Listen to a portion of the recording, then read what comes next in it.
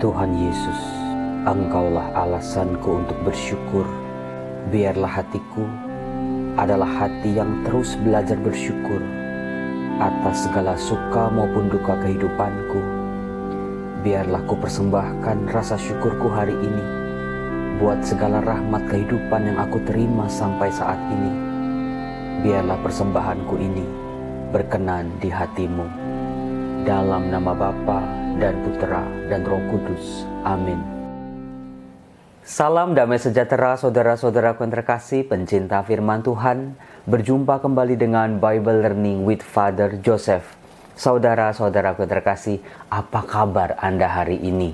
Nah, kalau saya tanya apa kabar, jawabnya adalah silakan Anda tulis di kolom komen. Supaya saya juga tahu bahwa penonton Bible Learning, pendengar Bible Learning, bagaimana keadaannya. Saya jadi bisa tahu bahwa doa-doa saya untuk Anda semua betul-betul doa yang bisa menjamah kehidupan Anda. Saudara-saudaraku yang terkasih, di masa pantang dan puasa ini, kita banyak tuh pantang makan daging, pantang merokok, pantang makan mie, pantang makan gorengan, pantang apa lagi? Saya nggak tahu pantang-pantang Anda itu apa aja. Pantang-pantang kenikmatan lah pokoknya Romo. Nah saudaraku, dalam video ini saya mau memperkenalkan kepada Anda satu jenis pantangan yang rasanya 2 atau 3 tingkat lebih susah, lebih menantang kita. Masih banyak orang yang gagal. Bukan sekedar pantang jajan, pantang makan ini, pantang minum itu.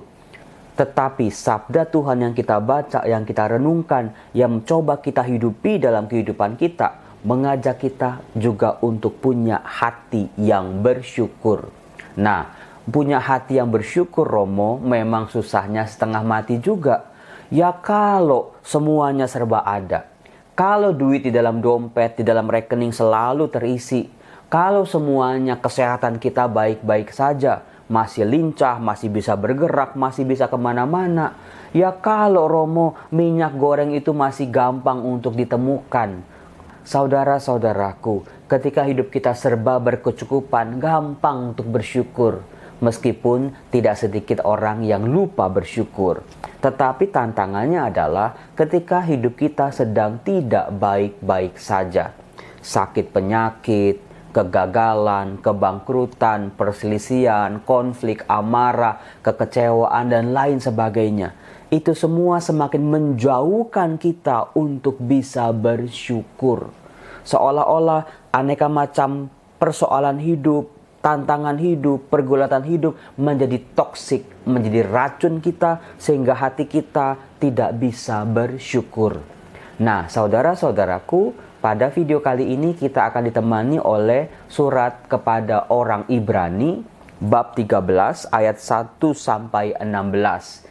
Di mana di dalam surat itu ada rangkaian nasihat, yaitu petunjuk-petunjuk yang harus dijalani oleh orang-orang pengikut Kristus yang nanti berujung pada sebuah rasa syukur. Mari saudara-saudara kita selidiki langkah-langkah yang bisa membuat setiap dari kita bersyukur apapun keadaan kita. Lalu yang kedua, ujung dari sebuah rasa syukur itu apa? Kita baca bareng-bareng. Kalau bisa di tangan Anda ada kitab suci seperti saya ini. Bab 13 ayat 1 langsung dibuka dengan sebuah nasihat yang luar biasa. Bagaimana ciri-ciri orang bersyukur, yaitu peliharalah kasih persaudaraan.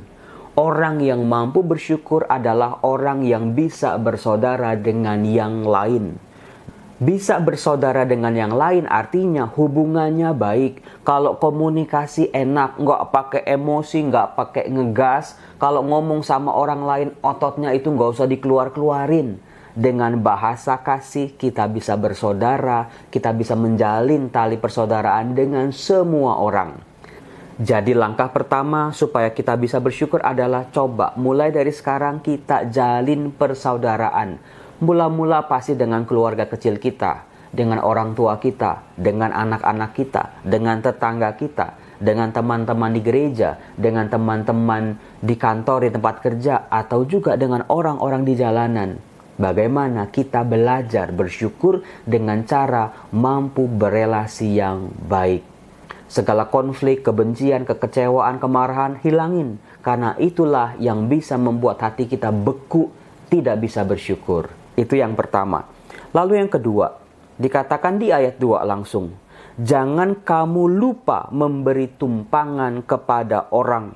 Sebab dengan berbuat demikian, beberapa orang dengan tidak diketahuinya telah menjamu malaikat-malaikat. Jadi konteksnya saudaraku, pada waktu itu banyak orang yang jatuh miskin, entah rumahnya dirampas karena terlilit hutang, entah karena kemiskinan, sehingga mereka tidak punya tempat untuk berteduh. Nah, saudara-saudara, dalam konteks sekarang ini, ada banyak sekali tumpangan-tumpangan yang bisa kita berikan kepada orang-orang. Misalnya kalau ada teman kita mau curhat, mau sharing, kita seringkali, ini malah nyusahin nih nanti, aku sibuk, aku nggak bisa. Misalnya kayak gitu. Kita tidak bisa memberikan tumpangan hati kita, tumpangan telinga kita, tumpangan pundak kita. Di mana orang-orang yang berkesusahan mau berbagi, mau sharing kesusahan-kesusahan mereka. Apakah kita bisa mendengar keluh kesah mereka? Itu yang kedua. Lalu yang ketiga kita bisa baca di ayat 4. Dikatakan, hendaklah kamu semua penuh hormat terhadap perkawinan, dan janganlah kamu mencemarkan tempat tidur, sebab orang-orang sundal dan pezina akan dihakimi Allah. Saudara-saudara yang terkasih, dari sini jelas sekali bahwa salah satu ciri atau langkah orang untuk bisa bersyukur adalah dia menghidupi hidup perkawinannya dalam kesetiaan. Dia bersyukur karena dia punya pasangan yang sudah dipilihkan Tuhan untuk dia.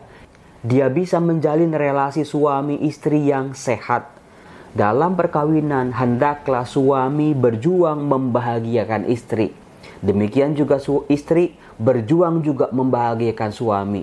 Kalau perkawinan suami istri hanya mencari kebahagiaan sendiri, ujung-ujungnya akan kecewa. Tetapi setiap suami, setiap istri diajak berjuang. Apa? Cara-cara apa? Supaya istri saya, supaya suami saya bisa mengalami kebahagiaan. Tetapi nasihat ini bukan hanya untuk orang-orang yang menikah saja. Untuk orang-orang muda, untuk para imam yang tidak menikah, biarawan-biarawati. Kita diajak untuk menghindari percabulan. Karena percabulan, perzinahan itulah kunci dari orang tidak bisa bersyukur. Ujung-ujungnya hidupnya pasti hancur dan tidak bahagia. Nasihat yang keempat kita temukan di ayat 5. Janganlah kamu menjadi hamba uang, dan cukupkanlah dirimu dengan apa yang ada padamu. Lihat, uang memang penting, uang harus dicari, uang itu diperlukan untuk bayar biaya ini dan itu. Boleh-boleh saja, orang menjadi kaya karena berkatnya berlimpah, boleh-boleh saja. Tetapi tekanannya jangan menjadi hamba uang. Semua-semua diukur sama uang, semua-semua seolah-olah bisa dibeli oleh uang. Ada begitu banyak hal dalam dunia ini, kebahagiaan, persahabatan, kedamaian hati yang tidak bisa dibeli oleh uang. Jadi nasihatnya, jangan jadi hamba uang, cukupkanlah dirimu dengan apa yang ada pada dirimu. Itulah langkah berikut di mana kita bisa bersyukur pada akhirnya. Kemudian yang kelima kita temukan di ayat 9, di mana dikatakan, janganlah kamu disesatkan oleh berbagai-bagai ajaran asing, sebab yang baik ialah bahwa hati kamu diperkuat dengan kasih karunia, bukan dengan pelbagai makanan yang tidak memberi faedah. Saudara-saudaraku, dalam kitab suci, hati adalah pusat kehidupan. Bagaimana kehidupan kita ditopang? Bukan oleh ajaran-ajaran sesat yang berkembang pada waktu itu, yang masih bisa kita temukan sampai sekarang. Yaitu hidup kita harus diperkuat oleh makanan-makanan, bisa kuliner kemana-mana, bisa makan makanan mewah, bisa menyantap segala macam, bisa beli barang-barang, bisa belanja online dan lain sebagainya. Jadi sikap konsumerisme.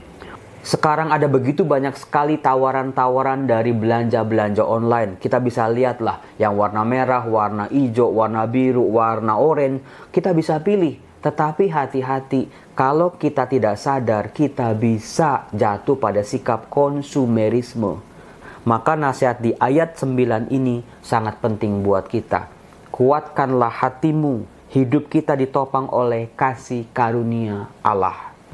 Kemudian yang keenam kita bisa lihat di ayat 15, di mana dikatakan, ini dia gongnya.